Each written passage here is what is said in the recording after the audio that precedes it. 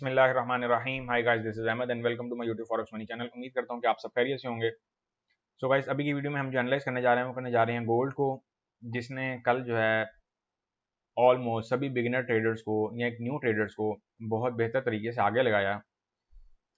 हालांकि गोल्ड ने यहाँ पे एक रिट्रेसमेंट चाहिए थी, अपना जो 1780 का एरिया जो वो रीटेस्ट को पेंडिंग करके आया था, तो मार्केट यहाँ से कुछ अपसाइड पे जाना चाह रही थी, बट मार्केट नहीं जा पाई और मार्केट ने 1760 का लेवल ब्रेक किया। ये वो लेवल है जिसका मैं पिछले 3 महीने से कहता आ रहा था कि मार्केट जो है वो क्रैश हो सकती है और मार्केट के लिए 1760 का जो लेवल है वो रिमेन पेंडिंग है। और मार्केट ने वो लेवल भी पूरा किया और अल्हम्दुलिल्लाह हमारी एक और प्रेडिक्शन भी पूरी हुई। अच्छा, एक चीज़ मैं आपको बताता चलूँ, जब मार्केट में पैनिक सिचुएशन क्रिएट होती है तो आप लोग थोड़ा सा वेट किया करें स्ट्रक्चर डेवलप होने का। देखें, एक जोन हमारे पास बना हुआ था, हमें एक रेंज मिली हुई थी। मैं आपको आसान अल्फाज में समझाता चलूँ। अब वो रेंज आप देख सकते हैं कि ये हमारे पास ये वाली रेंज एक अरसा रही है। तो ऑफ कोर्स इसका जब ब्रेकआउट हुआ फिर उसको भी तो थोड़ा सा जो है एडजस्ट होने के लिए टाइम तो चाहिए। तो ये चीज़ मैं चाहता हूँ कि आप लोग थोड़ा इसको समझा करें। और लोग कहते हैं कि यार जब बियरिश आ रहा होता है तो आप एंट्री नहीं देते या तब आप बताते नहीं हैं, तो मुझे ये बताएं कि एक स्ट्रक्चर अभी डेवलप नहीं हुआ तो मैं आपको कैसे वहां पे फंसा दूं। फिर आप लोग ट्रेड्स जो हैं वो विदाउट एसएल लगाते हैं और विदाउट एसएल आपकी ट्रेड्स फिर बहुत बुरी तरीके से स्टक भी हो जाती हैं। और विदाउट एसएल वालों के लिए तो मैंने प्रीमियम चैनल बनाया हुआ है अल्हम्दुलिल्लाह। अभी भी हमारी एक ट्रेड का जो टीपी है वो हिट हो गया और दूसरी रनिंग में है। तो जो लोग विदाउट एसएल है, मैं चाहूँगा कि वो उस चैनल को ज्वाइन करें और अपनी जो अर्निंग है उसमें इजाफा करें और हैंडसम टिप्स जो है वो वहाँ से डेली बेसिस पे जो है वो गेन करें। अब पॉइंट ये है यहाँ पे कि आप लोग थोड़ी सी तवज्जो रखें। जो विदाउट एसएल ट्रेडर हैं उनके लिए तो एक सेपरेट स्पेस है और जो विद एसएल ट्रेडर हैं उनके लिए भी एक सेपरेट स्पेस है। अब ये सिचुएशन ऐसी है कि जब मार्केट यहाँ से गिर रही थी, जब मार्केट लाइक यहाँ से गिर रही थी तो बहुत सारे ट्रेडर्स ने बेसिकली यहाँ से अपने एसएल ही रिमूव कर दिए। और हुआ ये कि जब मार्केट और नीचे आई तो उनके अकाउंट और फ्लोटिंग में आ गए। तो बात करने का यहाँ पे पर्पस ये है कि आप लोग जब एक स्ट्रक्चर को फॉलो करते हैं तो फिर प्रॉपर फॉलो किया करें और ट्रेंड को कभी ना भूला करें। यहाँ तक कि मैंने कल D1 का चार्ट जो है वो भी टेलीग्राम के जो फ्री टेलीग्राम का चैनल है जहाँ पे मैं फ्री अपडेट्स देता हूँ, मैंने वहाँ पे भी पोस्ट कर दिया था। बात करते हैं अगर हम इंट्राडे स्ट्रक्चर की, तो इंट्राडे स्ट्रक्चर जो है वो हमारे पास रिमेन बहुत ही मज़ेदार सा है भी और थोड़ा सा डिफिकल्ट भी है। और आपको मैं चाहूँगा कि समझने की जो है ना इसमें वो भरपूर कोशिश करनी चाहिए। ये हमारे पास गोल्ड का स्ट्रक्चर है। अब गोल्ड के लिए जो नेक्स्ट इंपॉर्टेंट लेवल है ना वो है 1720 टू 22 का लेवल। वो लेवल मैं यहाँ पे ड्रॉ कर देता हूँ ताकि आप लोगों को आसानी रहे।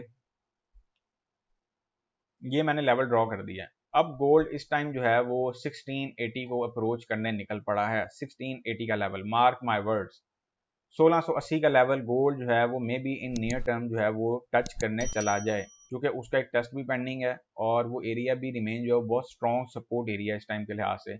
अगर मार्केट 1680 का लेवल ब्रेक कर जाती है तो फिर फर्दर फॉल एक्सपेक्टेड है गोल्ड पे, जहन में रखिएगा।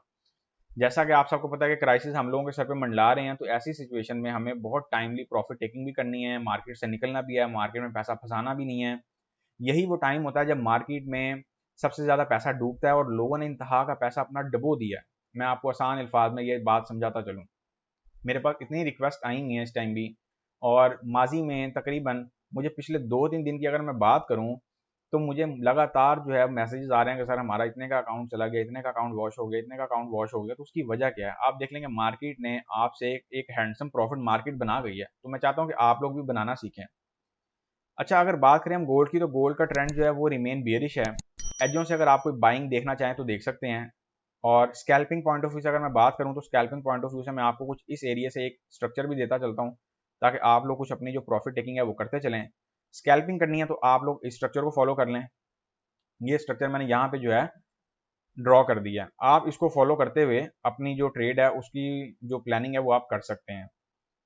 और इसके साथ साथ अब हम चलते हैं जो नॉर्मल स्ट्रक्चर है, जो टेक्निकल स्ट्रक्चर है वो हमें क्या कह रहा है, अब हम उसकी तरफ चलेंगे। जो टेक्निकल स्ट्रक्चर है हमारा वो हमें कुछ इस चीज़ की अक्कासी कर रहा है कि मार्केट में आप जो है वो कुछ इस नोयत को देखते हुए अपनी ट्रेड प्लान करें।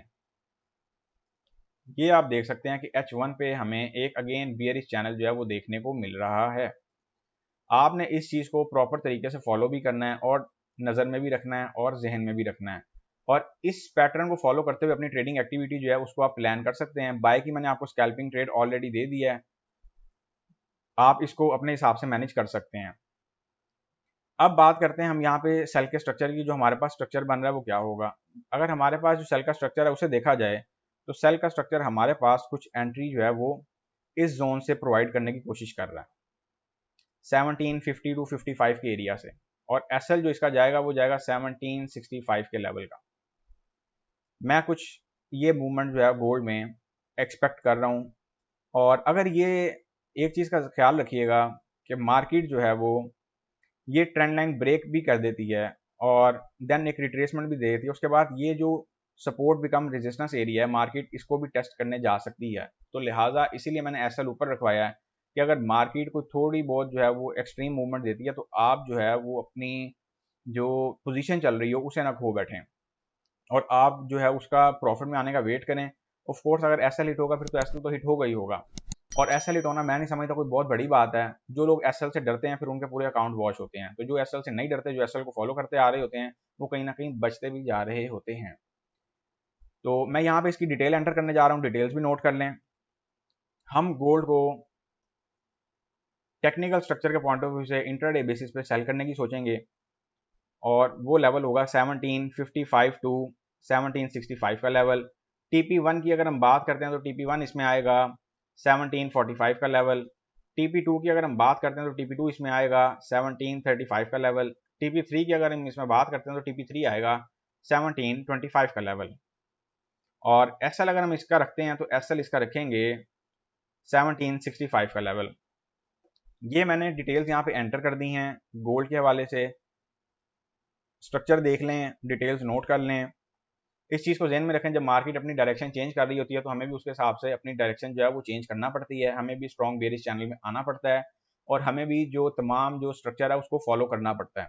ऐसा कुछ नहीं है कि लेट सपोज अगर मार्केट, आप सबको पता ही था कि मार्केट एक अर्सा इस रेंज में रही है और मार्केट ने जब ब्रेकआउट दिया, तो मैं ये आपको पहले भी बोल चुका हूँ कि जब मार्केट में ऐसे ब्रेकआउट्स होते हैं तो फिर उनके नतीजे क्या होते हैं। वो अब ये है कि जैसे ये एरिया रीटेस्ट के लिए पेंडिंग है, अब मार्केट अगर इस चैनल से निकलेगी तो ही कुछ यहाँ तक जा पाएगी।